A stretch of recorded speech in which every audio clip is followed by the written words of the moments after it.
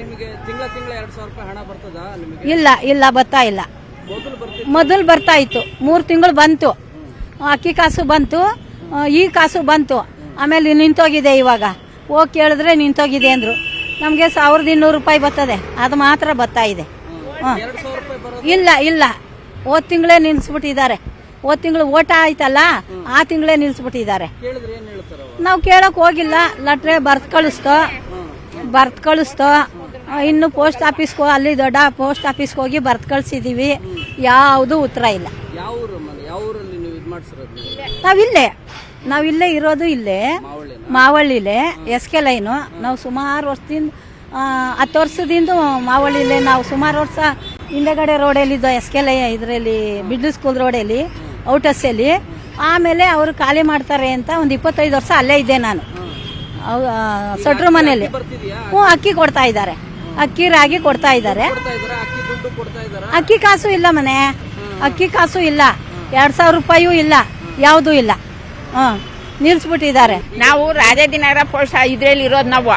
ನಮ್ದು ಅಲ್ಲಿ ನಾವು ಏನ್ಕಾರ ಹೋಗ್ತೀವಲ್ಲ ಪೋಸ್ಟ್ ಆಫೀಸ್ಗೆ, ವಯಸ್ಸಾಗಿರೋರೆಲ್ಲ ಬರ್ತಾರೆ.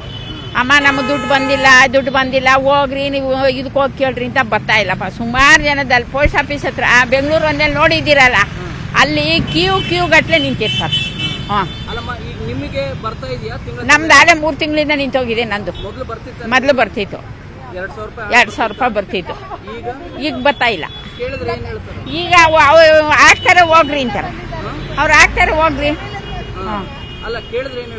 ಅವ್ರು ಕೇಳಿದ್ರೆ ಬರೆಯೋರು ಕೇಳಿದ್ರೆ ಅಂತಾರೆ, ಅಮ್ಮ ನಾವೇನ್ ಮಾಡೋದಮ್ಮ, ಅಲ್ಲಿ ಹೋಗ್ರಿ, ನಾವು ಬಂದ್ರೆ ಮಡಿಕೋತೀವ ನಿಮ್ಗೆ, ನಾವು ಹಾಕ್ಬಿಡ್ತೀವಿ.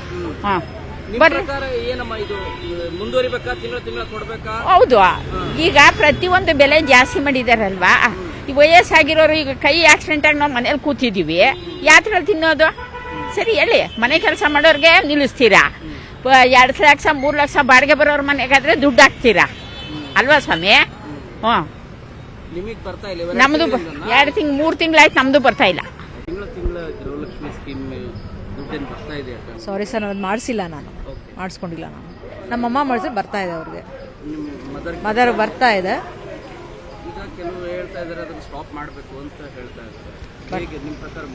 ಬಟ್ ಅದು ಮುಂದುವರೆ ಯೂಸ್ ಆಗುತ್ತೆ ಪಾಪ ಬೇರೆಯವ್ರಿಗೆಲ್ಲರಿಗೂ, ಚೆನ್ನಾಗಿ ಯೂಸ್ ಆಗುತ್ತಲ್ವ ಅವ್ರಿಗೂ. 2000 ಬಂದ್ರೆ ಏನಕ್ಕಾದ್ರೂ ಆಗುತ್ತೆ ಅನ್ಸುತ್ತೆ. ಏನು ಒಂದು ಮೆಡಿಸನ್ಗೆ ಆಗುತ್ತೆ, ಒಂದು ಗ್ಯಾಸ್ಗೆ ಆಗುತ್ತೆ, ಇನ್ನೇನಕ್ಕಾದ್ರೂ ಆಗುತ್ತಲ್ವಾ. ಬಟ್ ನನ್ಗೆ ಐಡಿಯಾ ನನಗೆ ಗೊತ್ತಿಲ್ಲ, ನನಗೆ ಮಾಡಿಲ್ಲ. ಮದರ್ಗೆ ಬರ್ತದೆ, ನನಗೆ ಸರಿಯಾಗಿ ಗೊತ್ತಿಲ್ಲ, ನನಗೆ ಕೇಳಬೇಕು ಅವ್ರನ್ನ ಅಷ್ಟೇ. ಯಾಕಂದ್ರೆ ಐಡಿಯಾ ನಿಮಗೆ ಗೃಹಲಕ್ಷ್ಮಿ ತಿಂಗಳ 2000 ರೂಪಾಯಿ ಹಣ ಬರ್ತಾ ಇದೆಯಾ? ಬರ್ತಾ ಇದೆ, ತಿಂಗಳ ಬರುತ್ತಾ? ಇವಾಗ ಚೆಕ್ ಮಾಡಿಸಿಲ್ಲ ಅಲ್ಲ, ಇದರಿಂದ ಇವಾಗ ಬರ್ತಾ ಇದತ್ತೆ, ಏನೋ ನೋಡಿಲ್ಲ, ಚೆಕ್ ಮಾಡಿಸ್ಬೇಕು. ನಾವು ಊರ್ ಕಡೆ ಹಳ್ಳಿ ಕಡೆ ಜಾಸ್ತಿ ಕೆಲಸಗಳು ಹೋಗಿಲ್ಲ, ಚೆಕ್ ನೋಡ್ಸಿಲ್ಲ. ಇನ್ನ ಚೆಕ್ ಮಾಡಿಲ್ಲ ನಾವು 3 ತಿಂಗಳಾಯ್ತು, ಇನ್ನು ಹೋಗಿಲ್ಲ ಚೆಕ್ ಮಾಡಕ್ಕೆ. ನಿಮ್ ಪ್ರಕಾರ ಹೇಗಮ್ಮ ಇದು ಮುಂದುವರಿಬೇಕಾ?